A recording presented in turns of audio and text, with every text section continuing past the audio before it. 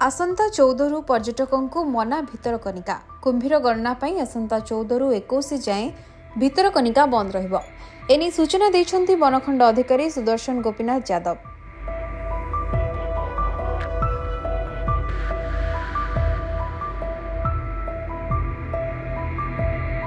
आउ प्रथम थर पर भितरकनिका बाहर नदी नाଳରେ ମଧ୍ୟ कुंभीर गणना କରାଯିବ।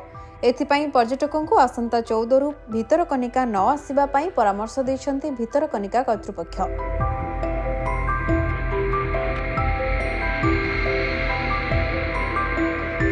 राजनगर 4टी वन रेंज रे एही कुंभीर गणना कराजिबो।